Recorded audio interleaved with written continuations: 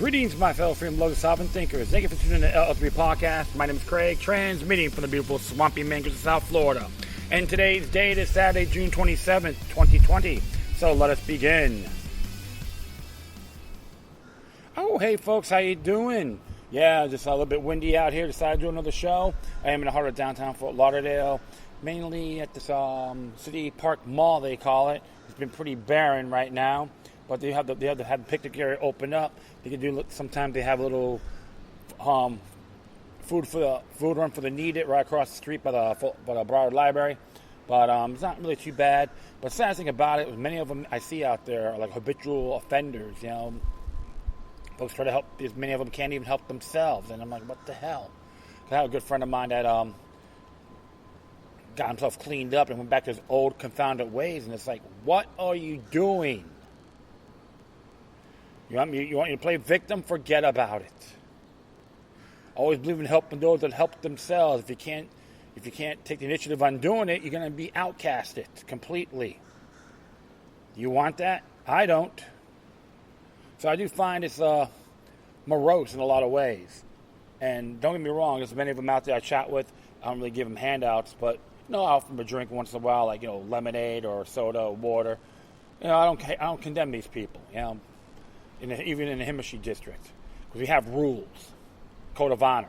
We have rules here. So because many of them try to go inside, ask for money, and say, "Hey, you're breaking the rules." Some of them I know who are new faces. I've been in this area for over 20 some odd years. I know who these people are. And I don't know everything, folks. Please, but I'm not here to go after condemning, crucifying, or stoning these people to death, because we do have rules. One time, one guy we're not crazy about, he got clocked, and everyone in the whole district, the whole circuit, went after the assailant. I told you, we got rules. Okay, there's things we do. We never beat anyone when they're down. So that's how I look at things. And even these stupid synthetic movements, it looks like people aren't buying the scenario from all walks of life. All this mind control havoc. And you got these multinational corporations supporting a Marxist movement under the communist regime. TeknoAxe 101.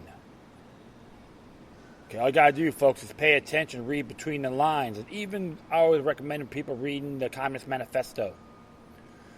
It's very what we're seeing right in front of our faces. How come you don't see these people going after the big bankers or Wall Street? They hate Nazis so much. How come you don't protest in front of the J. Edgar Hoover building in Washington, D.C.? Think about that. J. Edgar Hoover was a Nazi sympathizer. He got his information by the Third Reich by sending agents to Berlin to see how it was done. And this is the reason why he had power for over 40 years. Let that sink in. Do a little homework, kiddies. That's all you got to do. It's not that hard. And I got a show on that too on my archives. Look it up.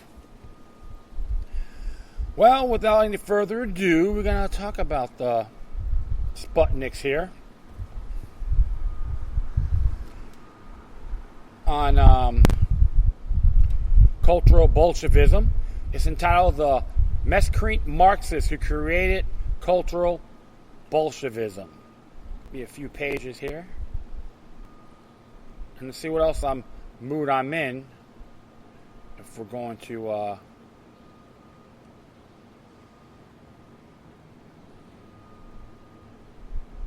read. And this one here, one of the articles is Cultural Bolshevism, a Real Threat. The only way to describe what's happening to America today is to understand the dangerous movement named Cultural Bolshevism. This is by Fred Blahat.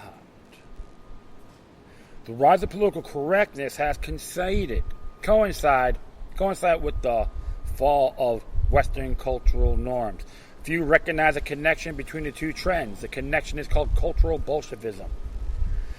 We What we here in the United States and the Christian Europe are actually witnessing is the planned destruction of Western civilization.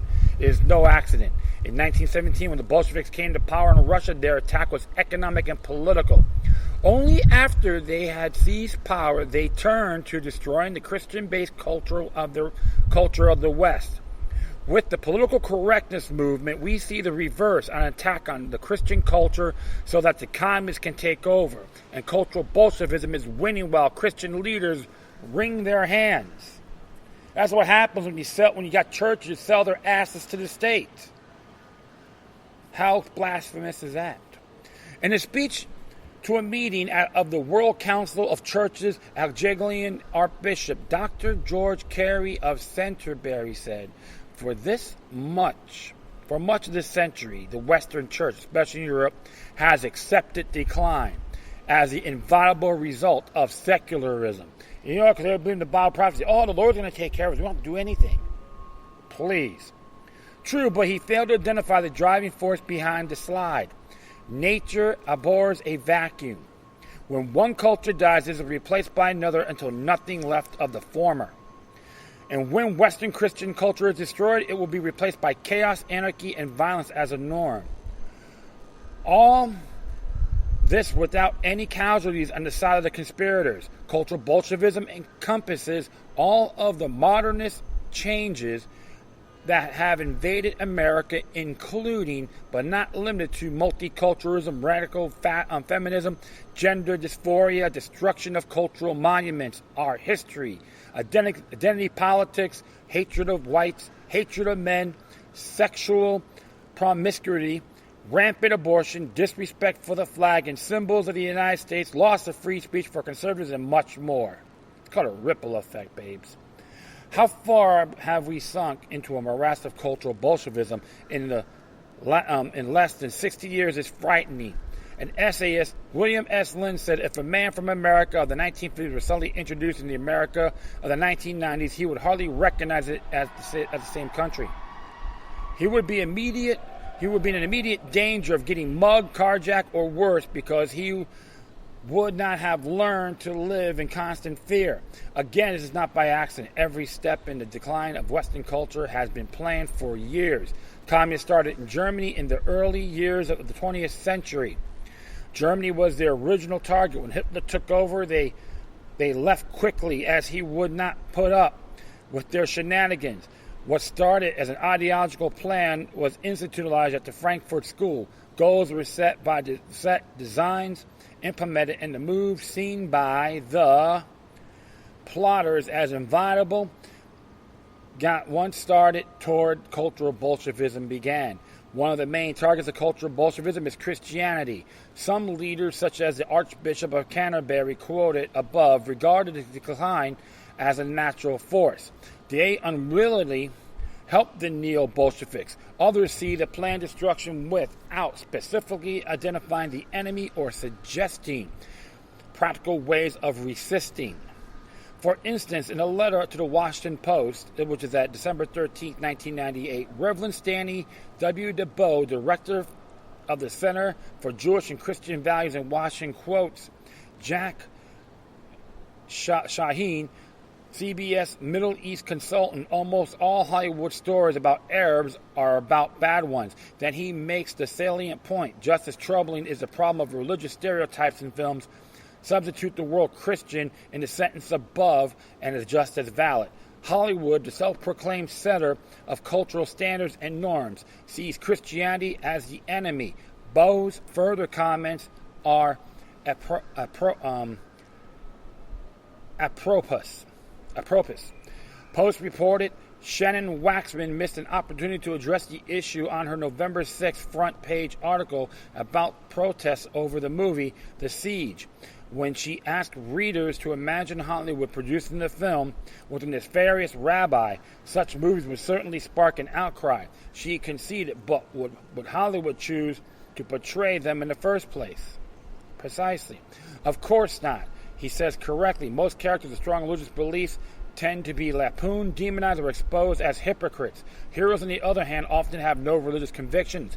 The message, whether intentional or not, is that the traditional religious beliefs should be considered dangerous. And there is a key part of the problem, the inability of leaders to admit that these incessant attacks on the culture part of the plan, the real-life conspiracy, they are too blind to. Frankfurt School mentioned above moved to the United States in the 1930s when the National Socialists threw them out.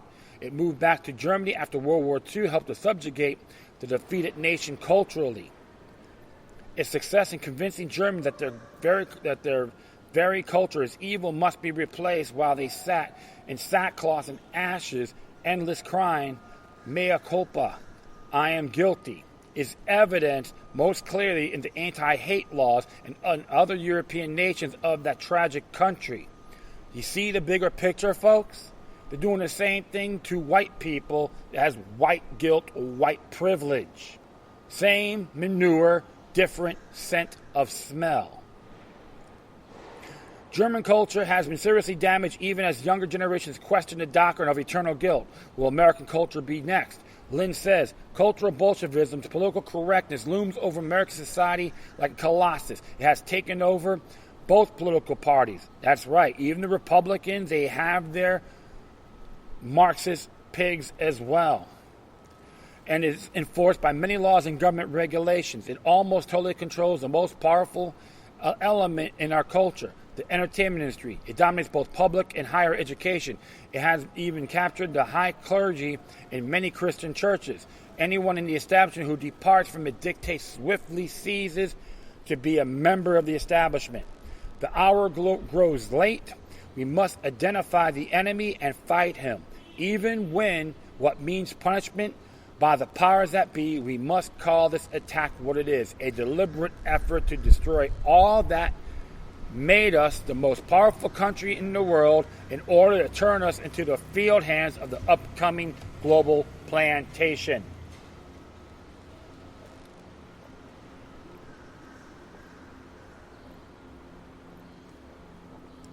Throat got dry there, folks. Yeah, so all you folks at Black Lives Matter,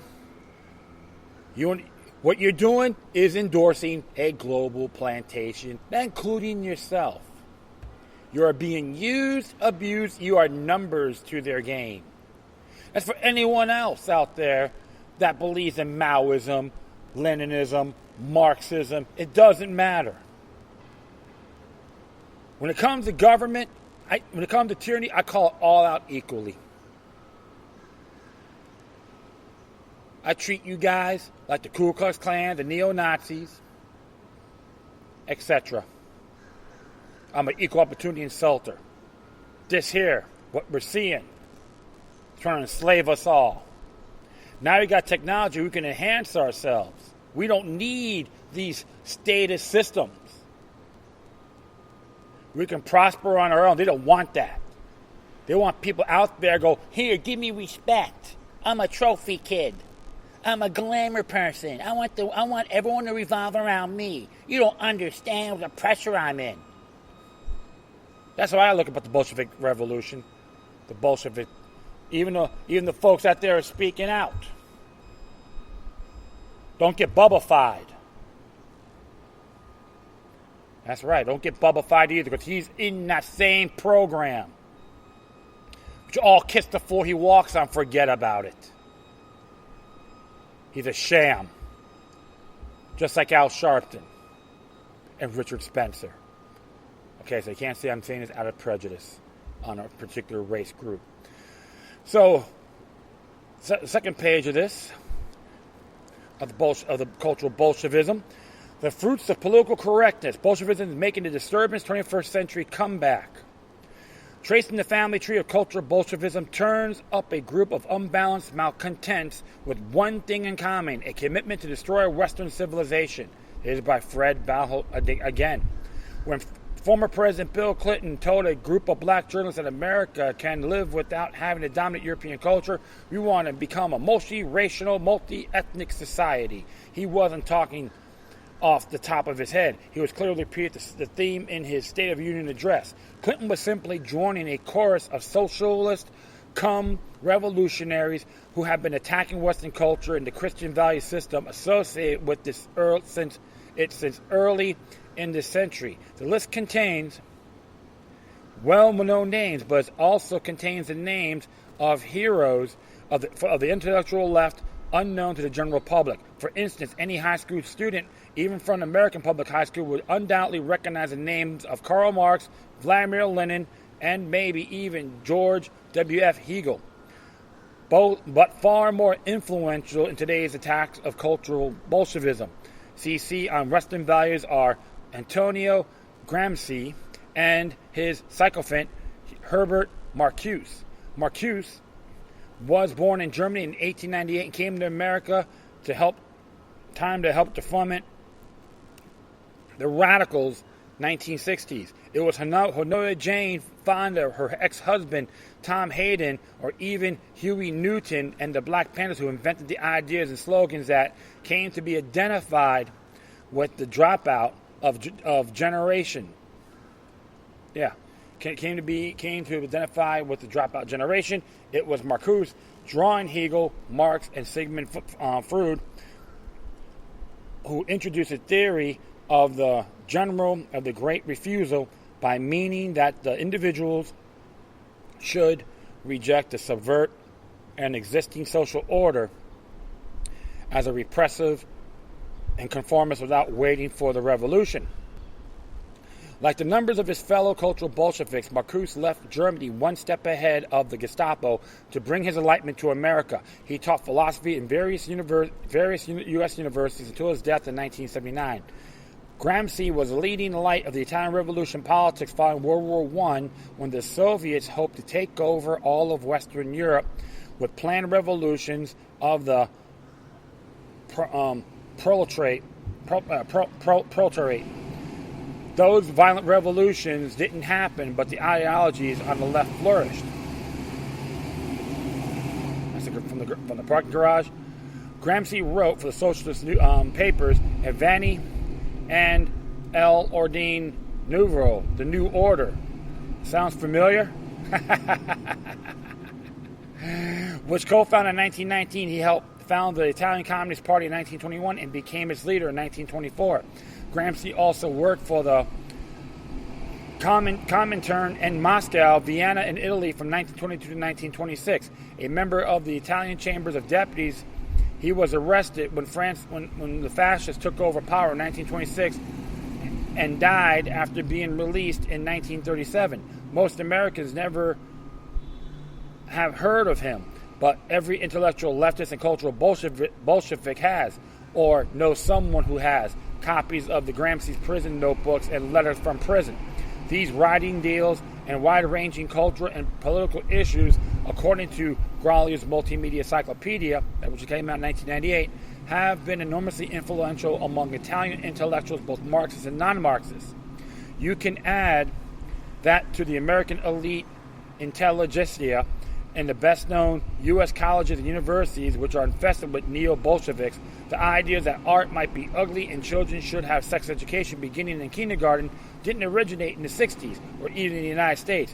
They came from the diseased mind of a man named Georgi Lukács, a Hungarian Marxist philosopher, literary critic, and writer. He was considered one of the most foremost Marxist theoreticians during the first half of the 20th century. It was Lukács who developed a link between art and social struggle. After the moving to Vienna in the 1920s, he wrote in his History of Class Consciousness, considered a key work of cultural Bolshevism. His contemporary communists, however, shunned him as deviating from Marxist Leninist orthodoxy. Orthodoxy. So remember, they have their infighting as well. Okay, so just to let you folks know. And it says here, Leninist orthodoxy. Perhaps it was because he was fresh from hierarchy of the Bela Kun government of Hungary, a communist regime that lasted only about a year. Lukács came up with the idea of sex education. Kun was ousted, and Lukács fled the country. Other two guiding lights of cultural Bolshevism movement were Theodor W. Adorno and Max Horkheimer, Adorno was a sociologist, philosopher, and museologist living in Germany who wrote, along with Horkheimer, The Dialect of Enlightenment. Many of these cultural Bolshevik intellectuals came to America to establish the Institute of Social Research, or at least a version of it here. This is the same outfit he was known as the Frankfurt School in Germany. Historian and essayist William Lind explains the effort to translate Marxism from economics into cultural did not begin from the student of rebellion of the 1960s. It goes back at least to the 1920s and the writings of the Italian communist Antonio Gramsci. In 1923, in Germany, a group of Marxists founded an institute devoted to making the transition, the Institute of Social Research, which came to be known as the Frankfurt School. One of its founders, Georgy Lucas, stated its purpose as answering the question, who shall save us from the Western civilization? The Frankfurt School gained profound influence in American universities after many of us leading lights fled to the U.S. in the 1930s to escape National Socialism in Germany. The millionaire cultural Bolshevik ideologue Felix Weil, a founder of the Frankfurt School, sponsored something called the First Marxist Work Week in Germany, some sort of like a radical Labor Day. And see, a millionaire. Okay, so it's okay, it can be them to be millionaires, but they don't want you to be that. It's called double standards, exceptionalism. Yes, but Marxism exercises exceptionalism from the higher ups. All right, so I'm going to continue on here. In 1971, he wrote that he wanted the Institute to become known and perhaps famous due to his contribution to Marxism as a scientific discipline. Karl Grunberg, the first of the ISR, concluded this opening address by stating his personal allegiance to Marxism as a scientific methodology. Horkheimer became a director of the ISR and set out specifically to translate Marxism from economic terms to cultural terms. Marcuse, mentioned above, was forced behind moving the Frankfurt School to America in the 1930s. He established it in New York City with the help from Columbia University. Following World War II, Horkheimer and his buddy Adorno returned to Frankfurt, but Marcuse stayed in the United States. The latter was at the University of California in little wind back here. Sorry about that. University of California in San Diego in the 1960s, when student radicalism became the rage, student radicals were spouting slogans cooked up by the Frankfurt schools. Adorno's theory are responsible for modern thinking of art and music, e.g., art must be alienated to be true to the state alienation that exists under Western culture. Betty Friedan came a name well known in America for her thesis of feminism, didn't come with her radical ideas of her own. The less known Eric Fromm, a Freudian psychologist, believes strongly in matriarchy. Fromm says women are forced into roles created by the oppressive Western culture. If we got rid of masculinity, we would have a soft, happy, even sort of nirvana life in a matriarchal society. That theme now underlies radical feminist thought. Does that sound all familiar? Does it sound all familiar? And all this short list of those thinking and writing resulted, and we know today, as political correctness. Now, if you think that the basic ideas of cultural Bolshevism are nutty, remember that these ideas are expressed in turgid prose, indecipherable, to normal people and of interest only to a small intellectual clique, whose basic motivation is pure hatred of all of the historic attainments of Western civilization. That the ideas of Frankfurt schools have infiltrated into all levels of culture is the reason for our national decline and the protests and the rioting you see in America now.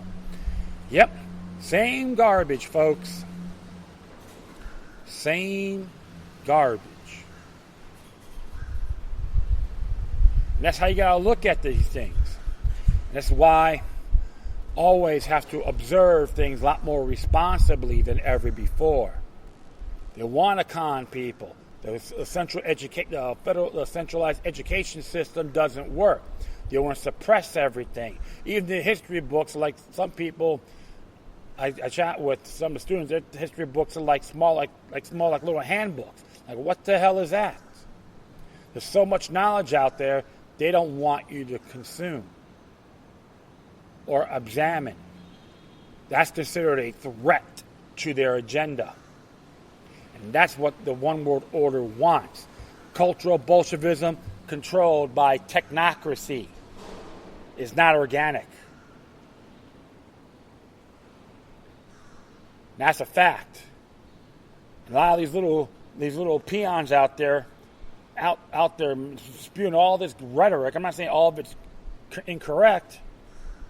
Okay, I could go on a whole 2-3 hours on it, but if you hear my shows long enough, you understand where I'm coming from. It's just very disheartening. Going back to the old garbage. And I have people I know, they try to argue with me about it. I go, look, I do my homework in these damn areas for a very long time. I'm not saying I'm smarter than everybody else. Please. I'm never going to stop learning. I'm like a student and a rabbi. Always try to be consistent the best I can. If I make a mistake, I'll let you folks know. And I've done it.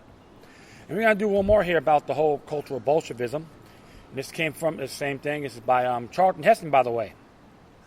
Actors, prescient premonitions of cultural civil war ignored.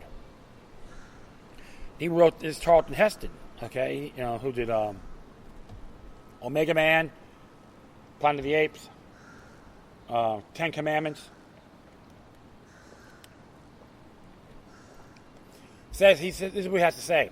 I remember my son when he was 5, explaining to his kindergarten class what his father did for a living.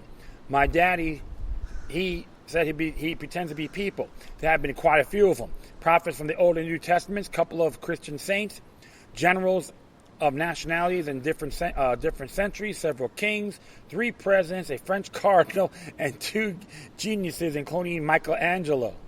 As I pondered our visit tonight, it struck me.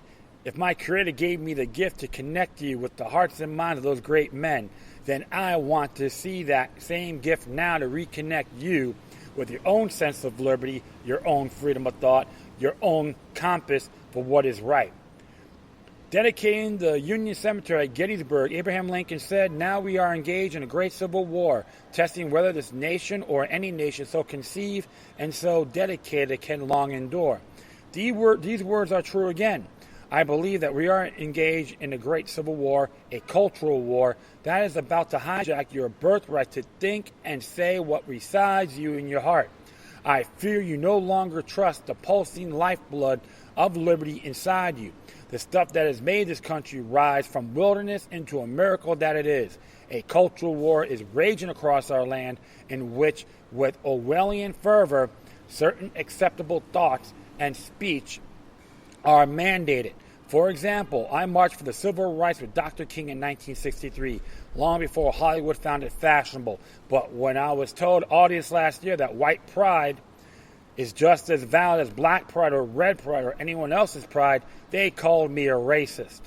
I've worked with brilliantly talented homosexuals all my life, but when I told the audience that gay rights should extend no further than your rights or mine, I was called a homophobe. See, I call it rights of individuals. That's what Dr. Ron Paul has to say. I agree with him on that, but I'm going to go out hating people for their sexual orientation. That's absurd, okay? I served in World War II, but during a speech, when I drew the analogy being singling out innocent Jews and singling out gun owners, I was called anti-Semitic. Looks like the Anti-Defamation League didn't like this man. Well, I don't blame them. The ADL, a bunch of Nazis anyway, global scumbags. And I just, I I'll just try to be more family orientated. Sorry. Everyone knows I would never raise a closed fist against my country. But when I ask an audience to oppose this cultural persecution, I was called a domestic terrorist.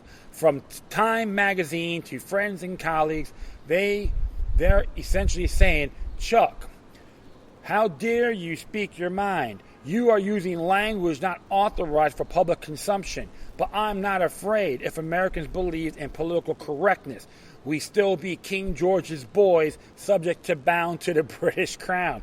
In his book, The End of Sanity, Martin Gross writes that blatantly irrational behavior is rapidly being established as the norm in almost every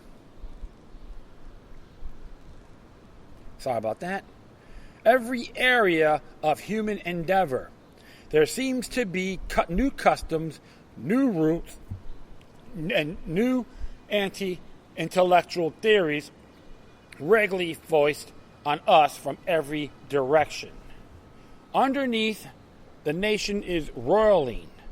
Americans know something without a name is undermining the nation, turning the mind mushy when it comes to separating truth from falsehood and right from wrong, and they don't like it. Well, I don't blame them. I'll attest to that.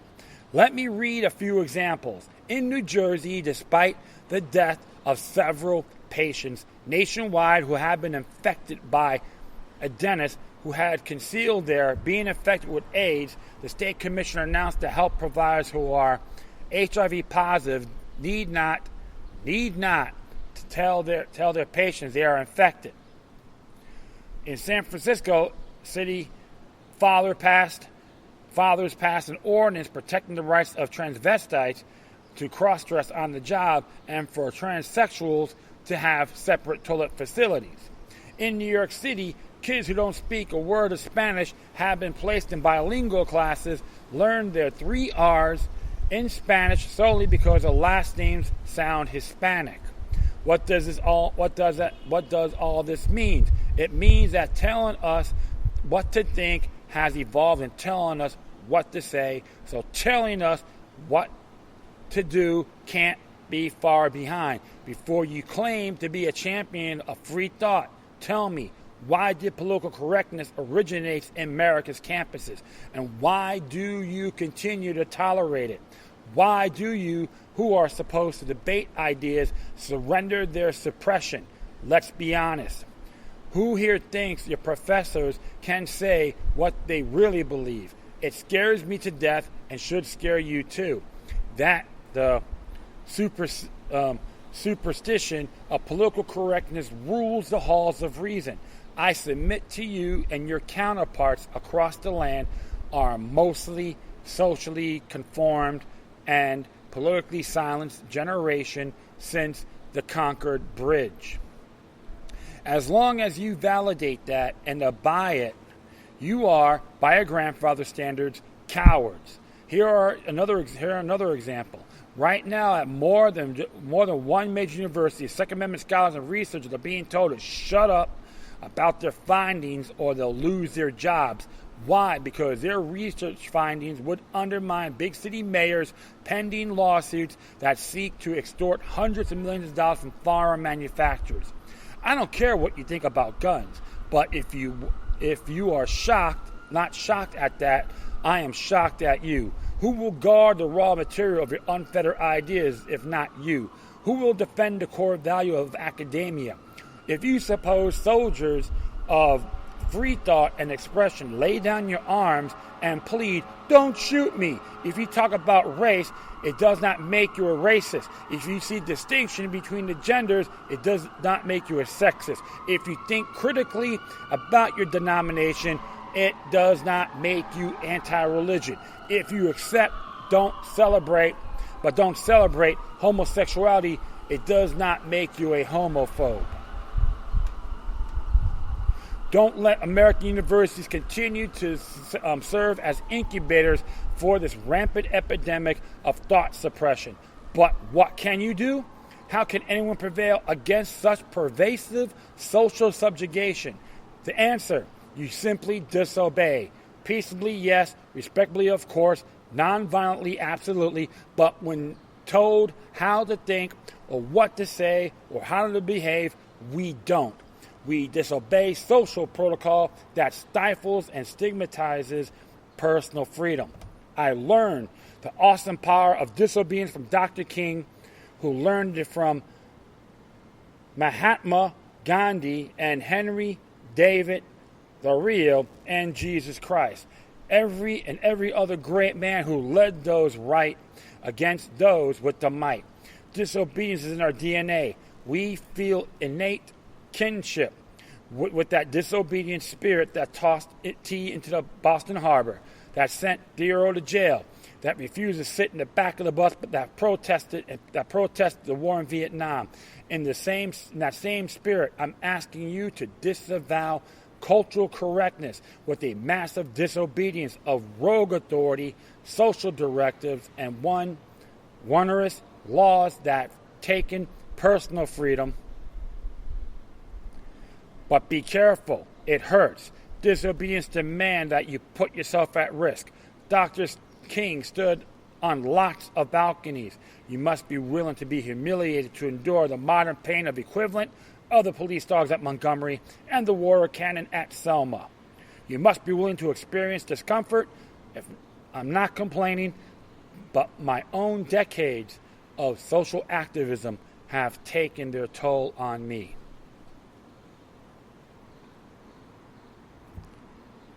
Well, you could say whatever you want.